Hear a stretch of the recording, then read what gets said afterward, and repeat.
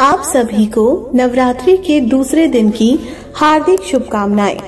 आज इस वीडियो में हम आपको माँ ब्रह्मचारिणी की कथा सुनाएंगे। माँ दुर्गा की नवशक्ति का दूसरा स्वरूप ब्रह्मचारिणी का है।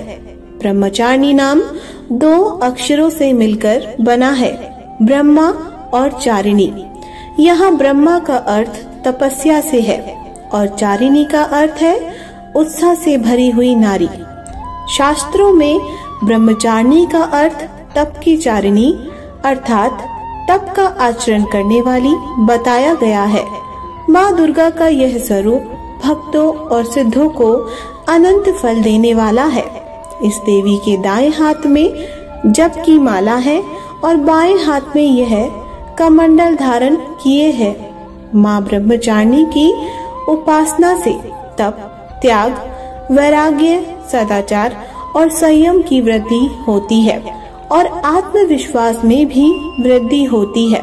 शास्त्रों के अनुसार देवी ब्रह्मचारिणी मंगल ग्रह की शासक है और भाग्य की दाता है और अपने भक्त के सभी दुखों को दूर करती है। मंगल दोष और कुंडली में मंगल की प्रतिकूल स्थिति से उत्पन्न समस्याओं को दूर करने के लिए माँ ब्रह्मचारिणी की पूजा की जाती है। माँ ब्रह्मचारिणी की कृपा प्राप्त होने से व्यक्ति संकट आने पर घबराता नहीं है। आइए अब सुनते हैं ब्रह्मचारिणी माता की कथा।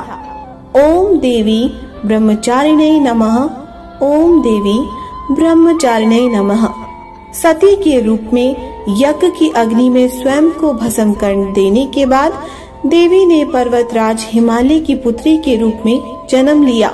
उनका नाम पार्वती या हेमावती रखा गया। जब वह बड़ी हुई तो ब्रह्मा के मानस पुत्र नारद जी ने उन्हें बताया कि अगर वे तपस्या की राह पर चले तो उन्हें पूर्व जन्म के पति भगवान भोलेनाथ ही पति के रूप में मिलेंगे और नारद जी के उपदेश से भगवान शंकर को पति रूप में प्राप्त करने के लिए घोर तपस्या की थी। इस कठिन तपस्या के कारण इन्हें तपचारिणी अर्थात ब्रह्मचारिणी का नाम दिया गया। 1000 वर्ष तक इन्होंने केवल फल फूल खाकर बिताए और 100 वर्षों तक केवल जमीन पर रहकर शाक पर निर्वाह किया। कई वर्षों तक कठिन उपवास रखे और खुले आकाश के नीचे वर्षा और धूप के घोर कष्ट सहे। 3000 वर्षों तक टूटे हुए बेल पत्र खाए और भगवान शंकर की आराधना करती रही। इसके बाद तो उन्होंने सूखे बेल पत्र भी खाना छोड़ दिए। कई हजार वर्षों तक निर्जल और निराहार रहकर तपस्या करती रही। पत्तों को खाना छोड़ देने के कारण ही इनका नाम अपर्णा नाम पड़ गया। कठिन तपस्या के कारण देवी का शरीर एकदम क्षीण हो गया।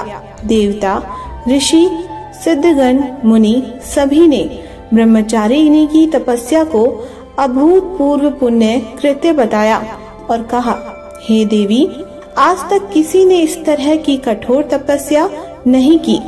यह तुम्ही से ही संभव थी।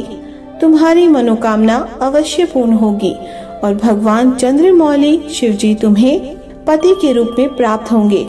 अब तपस्या छोड़कर घर लौट जाओ।